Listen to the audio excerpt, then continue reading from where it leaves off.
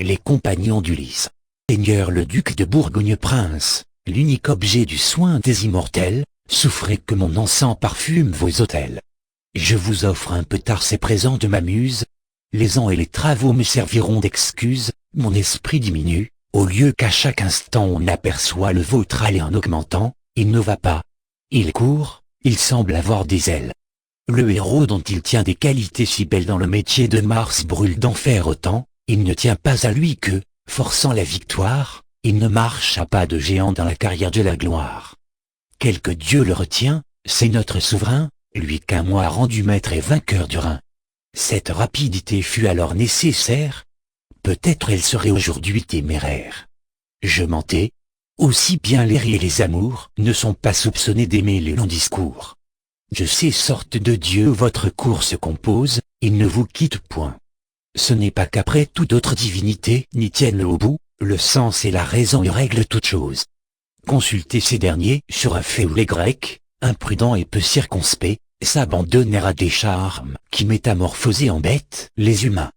Les compagnons d'Ulysse, après 10 ans d'alarme, erraient au gré du vent, de leur sort incertain.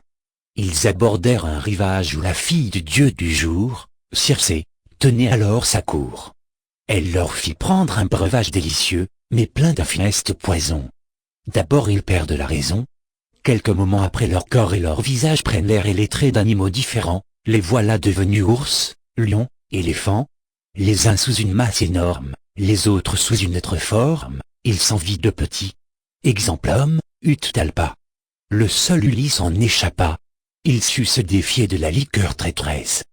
Comme il joignait à la sagesse la mine d'un héros et les deux entretiens, il fit tant que l'enchanteresse prit un autre poison peu différent du sien. Une déesse dit tout ce qu'elle a dans l'âme, celle-ci déclara sa flamme. Ulysse était trop fin pour ne pas profiter d'une pareille conjoncture, il obtint qu'on rendrait à ces Grecs leur figure. Mais la voudront-ils bien, dit la nymphe, accepter? Allez le proposer de ce pas à la troupe. Ulysse y court, et dit, l'empoisonneuse coupa son remède encore. Et je viens vous l'offrir, chers amis, voulez-vous me redevenir? On vous rend déjà la parole. Le lion dit, pensant rugir, je n'ai pas la tête si folle. Moi renoncer au don que je viens d'acquérir. J'ai couru fédant, et mis en pièces qui m'attaquent. Je suis roi, deviendrai-je un citadin d'Ithaque? Tu me rendras peut-être encore simple soldat, je ne veux point changer d'état.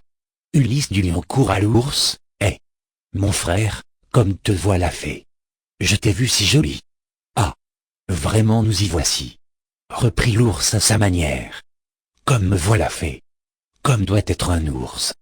Qui t'a dit qu'une forme est plus belle qu'une autre? Est-ce à la tienne à juger de la nôtre? Je me rapporte aux yeux d'une ours mes amours. Te déplaisais-je? Va-t'en, suis ta route et me laisse. Je vis libre, content, sans nul soin qui me presse, et te dit tout net et tout plat, je ne veux point changer d'état.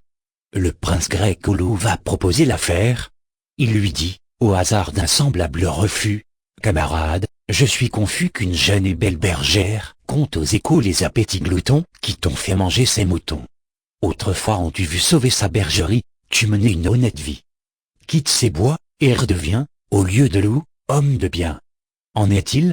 Dit le loup, pour moi, je n'en vois guère. Tu t'en viens me traiter de bête carnassière? Toi qui parles, qu'es-tu? N'auriez-vous pas, sans moi, mangé ces animaux que plaint tout le village? Si j'étais homme, par ta foi, aimerais-je moins le carnage? Pour un mot quelquefois vous vous étranglez tous, ne vous êtes-vous pas l'un à l'autre des loups? Tout bien considéré, je te soutiens en somme que, scélérat pour scélérat, il vaut mieux être un loup qu'un homme, je ne veux point changer d'état. Ulysse fit à tout une même semonce, chacun d'eux fit même réponse, autant le grand que le petit. La liberté, les bois, suivre leur appétit, c'était leur délice suprême. Tous renonçaient aux lois des belles actions.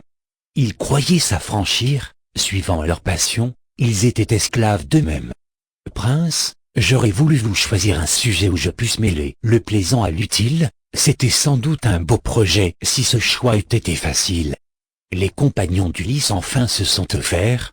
Ils ont force pareille en ce bas univers, gens à qui j'impose pour peine votre censure et votre haine.